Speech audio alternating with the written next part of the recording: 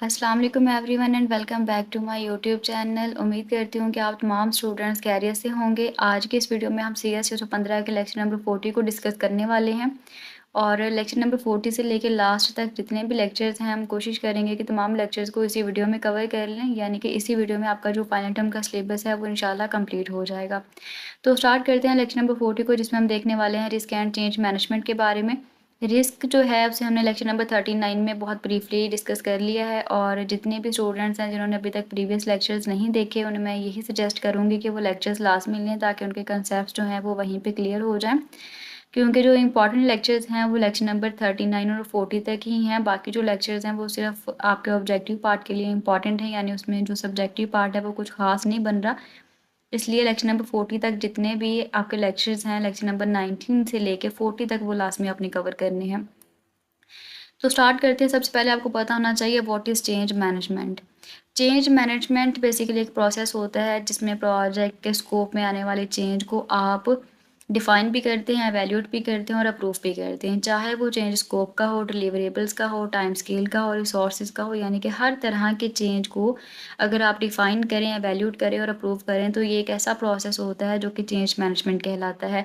उसके बाद यहाँ पे रिस्क मैनेजमेंट के बारे में बताया गया है। जिस तरह के नाम से ज़ाहिर है रिस्क मैनेज करना, तो रिस्क में क्या होगा कि आपके प्रोजेक्ट में जो भी रिस्क आता है, चाहे वो स्कोप का रिस्क है, डिलीवरेबल्स का रिस्क है, टाइम स्केल्स का रिस्क है, रिसोर्सेज का है, कॉस्ट का है, इवन के कोई भी रिस्क है, उस रिस्क को जब आप फॉर्मली तौर पे आइडेंटिफाई कर लेते हैं, क्वांटिफाई कर लेते हैं, मैनेज कर लेते हैं, तो वो रिस्क मैनेजमेंट कहलाता है। उसके बाद यहाँ पे एक MCQs है जो मैंने यहाँ पे अंडरलाइन किया है कि आप जो रिस्क है उसे कब आइडेंटिफाई कर सकते हैं। तो आप प्रोजेक्ट के किसी भी स्टेज पे रिस्क को आइडेंटिफाई कर सकते हैं। ये बहुत ही इंपॉर्टेंट MCQs है और काफ़ी बार ये पेपर में रिपीट भी हो चुका है।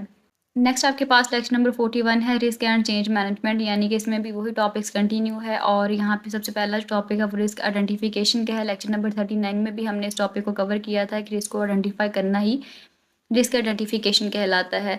और इसमें यहाँ पे कुछ बातें वगैरह लिखी गई हैं, यानी कि प्रोजेक्ट में जो पॉसिबल रिस्क होते हैं उन्हें आइडेंटिफाई किया जाता है और उसके बाद ये देखना कि कौन सा रिस्क है जो कि प्रोजेक्ट पे अफेक्ट कर सकता है और उनके जो करैक्टरिस्टिक्स वगैरह हैं उन्हें डॉक्यूमेंट कर लेना रिस्क आइडेंटिफिकेशन में इन्वॉल्व होता है। उसके बाद ये बताया गया है कि इस प्रोसेस में कौन लोग शामिल होते हैं, तो उसमें प्रोजेक्ट का manager, project team leader, project team और इसके अलावा रिस्क मैनेजमेंट टीम, अगर तो कोई टीम असाइन की गई है तो वो भी शामिल होगी। कस्टमर एंड यूज़र, यानी कि यहाँ पे वो लोग बताए गए हैं जो कि इस एक्टिविटीज़ में इंक्लूड होते हैं। तो एक बार सिर्फ इन्हें पढ़ लें ताकि MCQs में अगर पूछा जाए, आपको कोई भी ऑप्शन गिवन हो और इस तरह से पूछें कि बताएं क्या ये रिस्क आइडेंटिफिकेशन एक्टिविटीज़ में इंक्लूड हैं कि नहीं है, तो आपको पता हो कि क्या ये इंक्लूड है कि नहीं है। सिर्फ आपने इसलिए इनके कॉन्सेप्ट्स को कवर करना है। उसके बाद यहाँ पे रिस्क आइटम चेकलिस्ट के बारे में बताया गया है। अब ये वाला जो क्वेश्चन है ये ना तो आपको शॉर्ट में आएगा और ना ही लॉन्ग में आएगा, लेकिन मैंने सिर्फ इसलिए हाईलाइट किया है ताकि आपके जो कॉन्सेप्ट्स हैं वो कवर हो जाएं और अगर इनमें से कोई भी MCQs आए तो आप इजीली अटैम्प्ट कर सकें। अब आपके पास ये जो चेकलिस्ट दी गई है इसमें रिस्क के बारे में ही कुछ बातें बताई गई हैं, जिसमें सबसे पहले है प्रोडक्ट साइज रिस्क।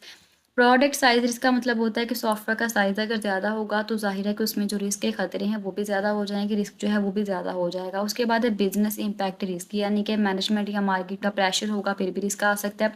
अगर कस्टमर को नॉलेज नहीं है फिर भी इसका रिस्क आ सकता है। इसके अलावा जो प्रोसेस डेफिनेशन रिस्क है, यानी कि प्रोसेस को अगर सही तरह से डिफाइन नहीं किया गया, उसके स्कोप को, उसकी रिक्वायरमेंट्स को सही तरह से डिफाइन नहीं किया गया, फिर भी रिस्क आ सकता है। उसके अलावा डेवलपमेंट इन्वायरमेंट, यानी कि टूल्स अगर आउटडेटेड हो चुके हैं, यानी कि जो टूल्स आप यूज़ कर रहे हैं वो सही नहीं है, फिर भी इसमें रिस्क आ सकते हैं। यानी कि जो डेवलपमेंट के क्राइटेरिया में रिस्क आता है वो डेवलपमेंट इन्वायरमेंट रिस्क कहलाता है। उसके बाद टेक्नोलॉजी का रिस्क आ सकता है, मतलब कि अगर न्यू टेक्नोलॉजीज़ हैं जिनका सही से डोमेन नॉलेज नहीं है तो फिर भी रिस्क आ सकता है। उसके अलावा स्टाफ का साइज़ अगर ज़्यादा है, कम है, फिर भी रिस्क आ सकता है। अगर स्टाफ का एक्सपीरियंस सही नहीं है फिर भी रिस्क आ सकता है। तो यहाँ पर कुछ चेक लिस्ट है इसके बारे में जो आपने एक बार पढ़ लेनी है ताकि आपके जो कंसेप्ट हैं इसके अबाउट वो क्लियर हो जाएं। इसके बाद जो एक और इम्पॉर्टेंट शॉर्ट क्वेश्चन है वो ये है कि रिस्क के कंपोनेंट्स कितने हैं और कौन कौन से हैं। इसमें आपके पास जो रिस्क के कंपोनेंट्स होते हैं इनके नाम अक्सर पेपर में आ जाते हैं, इनके नाम पूछे होते हैं और इनके आपने नाम ही बताने होते हैं कि रिस्क के जो कंपोनेंट्स हैं वो कितने होते हैं।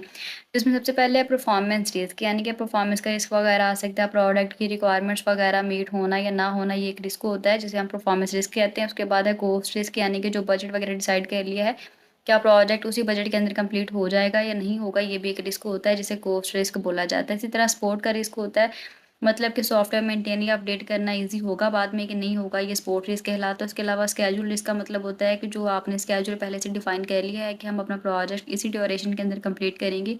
क्या हमारा प्रोजेक्ट उसी ड्यूरेशन के अंदर कंप्लीट हो जाएगा कि नहीं होगा, ये स्केड्यूल रिस्क कहलाता है।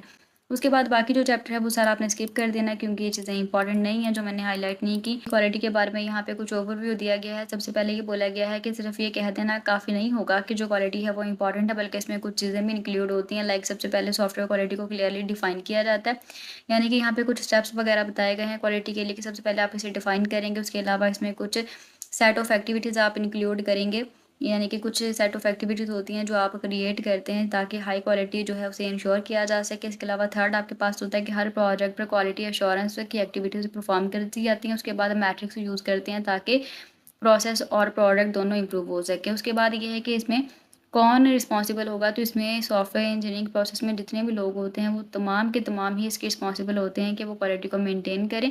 इसके बाद ये है कि अगर आप क्वालिटी को पहले से मेंटेन नहीं करते तो बाद में अगर आप इसे करेंगे तो उस पर कॉस्ट वगैरह ज़्यादा लगेगी। इसलिए अगर आप पहले से क्वालिटी को मेंटेन कर लेंगे तो वो बहुत ही ज़्यादा बेटर बात है।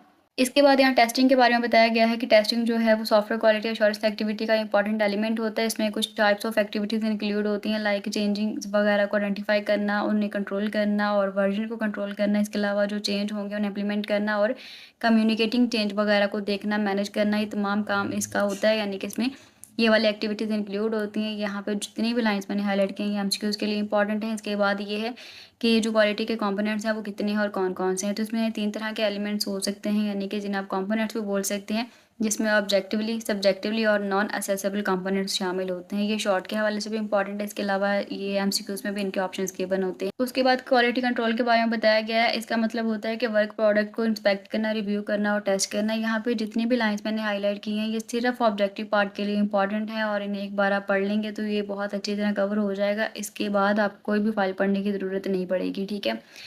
तो लेक्चर नंबर 40 तक सब्जेक्टिव पार्ट के लिए जितनी भी चीज़ें इंपॉर्टेंट हैं, जितने भी मैंने हाईलाइटेड टॉपिक्स आपको कवर करवाएं वो आपने कवर कर लेने हैं।